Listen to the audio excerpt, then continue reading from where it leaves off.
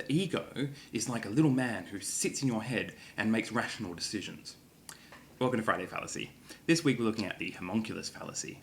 The Homunculus Fallacy is when a phenomenon is explained in terms of a middleman that ultimately refers to the phenomenon itself.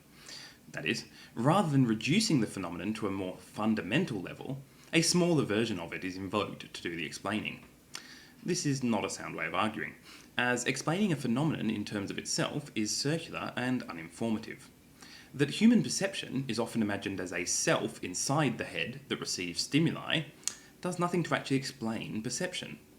That life may have originated on other planets before spreading to Earth does nothing to actually explain abiogenesis. Some examples of the Homunculus Fallacy. God's goodness comes from his nature. That's what makes him good. We'll never create true artificial intelligence, as computer programs just can't think. The universe must have had a first cause. We'll call it God. We must have a soul, as mere matter is incapable of thought, just reacting. Not all incomplete explanations are the Homunculus Fallacy. The Homunculus Fallacy occurs when the explanation does nothing to shift the discussion to a more fundamental level.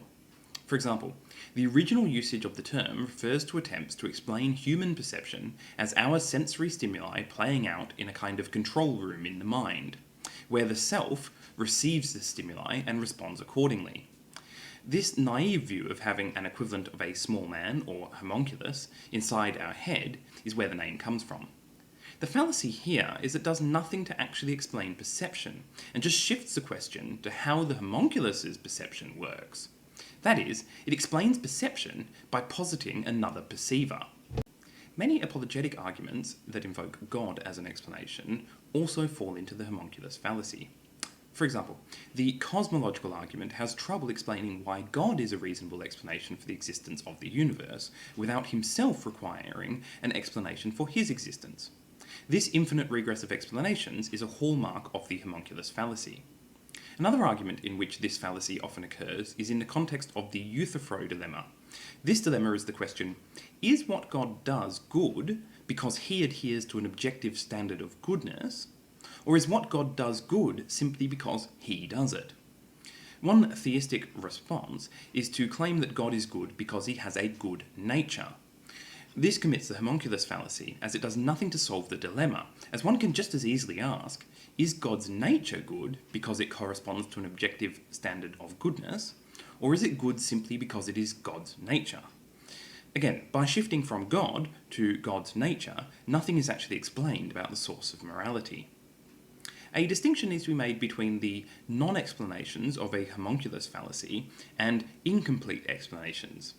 All scientific explanations involve explaining some phenomenon in more fundamental terms. So, flocking behaviour in birds are explained in terms of choices by individual birds. Chemical reactions can be modelled in terms of atomic physics, and sociology relies on psychology. This means that scientific explanations are never complete, as there is always a deeper explanation possible. The difference here is that actual explanations lead to different questions at each level.